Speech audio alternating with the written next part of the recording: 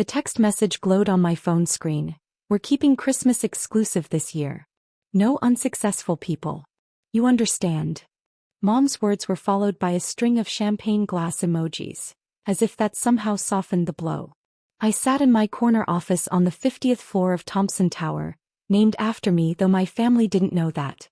They still thought I was struggling with my tech startup, living in a small apartment, barely making ends meet. They had no idea I'd built the fastest-growing software company in the country. My phone buzzed again. This time from my sister Melissa. Sorry sis, but Mom's right. Dad's biggest clients will be there.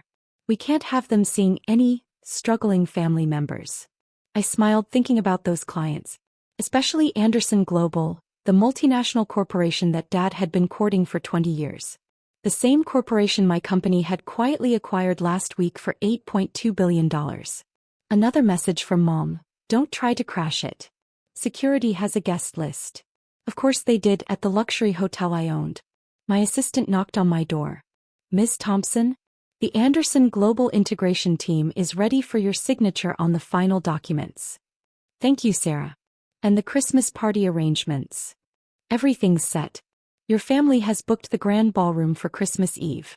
Should I inform hotel management about your attendance? No, I smiled. Let's keep that a surprise. I turned to look out my window at the city skyline. 3 years of letting them think I was a failure while I built an empire right under their noses. 3 years of missing family events because I was too poor to fit in.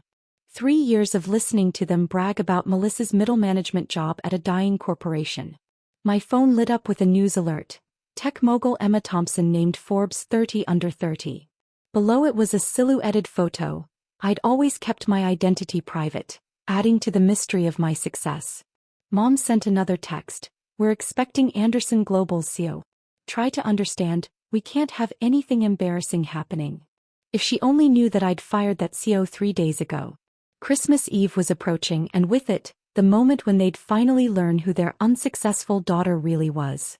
The daughter they'd written off as a failure was about to become their biggest client's boss. I picked up the Anderson Global acquisition papers and signed them with a flourish. The same signature that would soon be on all of Dad's client contracts, if I decided to keep his firm's services. Sarah, I called to my assistant. Please make sure my evening gown is ready for Christmas Eve. The red one. The one that costs more than your sister's annual salary? That's the one. I checked my watch. And let's send a little gift to the hotel. A new guest list for the Christmas party. After all, what's Christmas without a few surprises? Christmas Eve arrived with a flurry of snowflakes and frantic texts from my family. Mom was in full society hostess mode. Melissa was bragging about her executive presence. And Dad was nervous about impressing Anderson Global's representatives. I watched through the hotel's security feeds as they arrived early to supervise the decorations. Mom was directing staff around the grand ballroom, my staff, though she didn't know it. The champagne must be Cristal, she demanded. Anderson Global executives expect the best. The hotel manager caught my eye through the camera and subtly tapped his earpiece, waiting for my instruction. I smiled and sent a quick message, serve them the Cristal. But when I arrive, bring out the special reserve I keep in the owner's cellar. At 7 p.m., guests began arriving. I watched Dad greeting them effusively, Melissa networking with practiced fake laughs, and Mom documenting everything for her social media. The Anderson Global representatives were scheduled for 8 p.m. My phone buzzed. Another family text chain I wasn't supposed to be included in. Mom, everyone remember, Anderson Global is Dad's biggest opportunity. Melissa, my new Chanel suit is perfect for impressing executives. Dad, just don't mention your sister. If they ask about family, say we have one daughter. I adjusted my red designer gown, the one that cost more than Dad's monthly billing, and stepped into my private elevator. The same elevator that would take me to the grand ballroom where my family was pretending I didn't exist. At exactly 8 p.m. the Anderson Global team arrived. But instead of the CEO my parents expected, it was the new executive board, the one I'd appointed 3 days ago. Through the security feed, I watched Dad's face fall as he realized his main contact was gone. Mom's perfect smile cracked just slightly. Melissa stopped mid-networking laugh.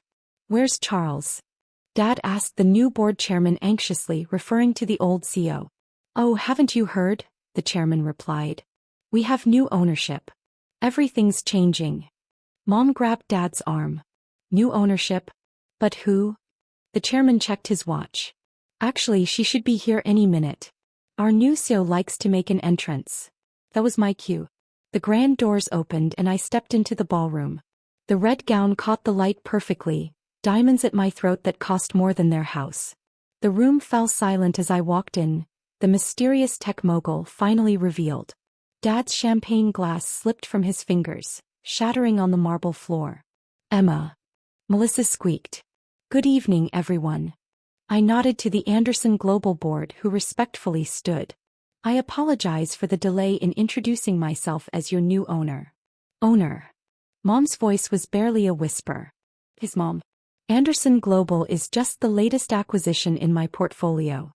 I turned to the board members. I trust you've met my family? Though they might have told you they only have one daughter. The chairman looked confused. Miss Thompson, we had no idea you were their daughter. Your company's acquisition of Anderson Global is the talk of Wall Street. Is it? I smiled, watching the color drain from Dad's face. How interesting. I'm sure my father's law firm has been following the news about their biggest client. Mom stepped forward, social training kicking in. Darling, we had no idea. Why didn't you tell us? Tell you. I accepted a glass of my private reserve champagne from the hotel manager. Like you told me about Christmas dinner. No unsuccessful people allowed, wasn't it? The ballroom had become uncomfortably quiet, with only the soft classical music playing in the background, music I'd personally selected for this moment. Everyone was watching our family drama unfold, desperately pretending not to stare. Perhaps, I said loud enough for everyone to hear, we should discuss this in the hotel's private owner's suite. I turned to the Anderson Global Board. Please enjoy the party. We'll discuss the company's new direction after the holidays. They nodded respectfully. Of course, Ms. Thompson. As we walked to the private elevator, the one Mom had tried to access earlier but was denied, I could see Melissa frantically Googling on her phone. Her face went pale as she scrolled through the search results. 30 billion, she whispered. Your company is worth 30 billion? The elevator opened directly into the owner's suite, a penthouse space larger than their entire house. Floor-to-ceiling windows offered a panoramic view of the city, my city, increasingly. Sit, I gestured to the custom Italian leather sofas. Mom sank down, her perfect posture finally breaking. All this time. Dad started. All this time what, Dad? While you were telling people you had one daughter.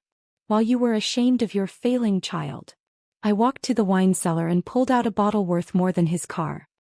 Would you like to know what I was really doing during all those family events I wasn't invited to? Mom found her voice. Honey, we were just trying to protect you. Really? Let's review, shall we?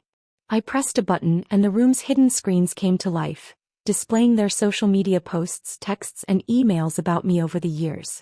So embarrassing, my sister still playing with computers. I read from Melissa's Instagram. That post was from the day I closed my first billion-dollar deal. We only have one daughter pursuing a real career. I quoted from Mom's Country Club newsletter. You published that the same week I was named CEO of the year. Dad tried to interrupt, but I held up my hand. Oh, we're not done. Here's my favorite debt. An email to Anderson Global. My successful daughter Melissa would be perfect for a junior management position. I smiled coldly. Well, now she can interview with the other candidates. If she's qualified. You're firing me? Melissa gasped. No. I'm giving you what you've always wanted, a chance to succeed on your own merits. No family connections. I turned to Dad. Speaking of which, let's discuss your firm's contract with Anderson Global. Emma, please. He began. The annual review is coming up. Usually automatic renewal, right? Not anymore. Your firm will need to bid for the contract like everyone else. Fair competition, isn't that what you always preached? Mom stood up, smoothing her designer dress, the fake one she'd bought to impress my employees. Darling, we're family. Surely we can work this out. Family. I laughed. Like when you worked out Christmas dinner. No unsuccessful people allowed, Those were your exact words, right? I walked to the windows, looking out at the Thompson Tower gleaming in the distance. You know what's ironic? This hotel. I bought it 6 months ago. That exclusive Christmas party you're hosting? You're in my building, drinking my champagne, impressing my employees. The silence was deafening. So here's how this will work, I continued. You can go back to your party.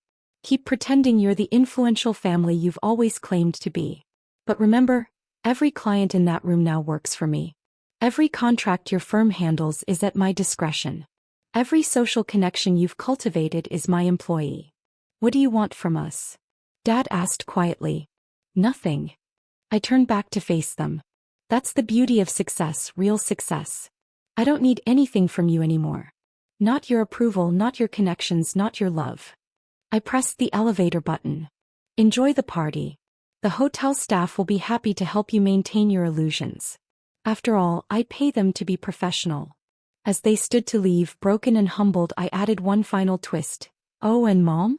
About Christmas dinner. I think I will attend after all. As the owner of the hotel, it would be rude not to welcome my guests. The elevator doors closed on their shocked faces. I turned back to the city view, sipping my champagne.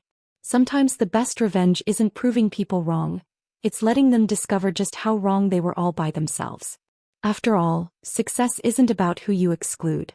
It's about who you become despite being excluded.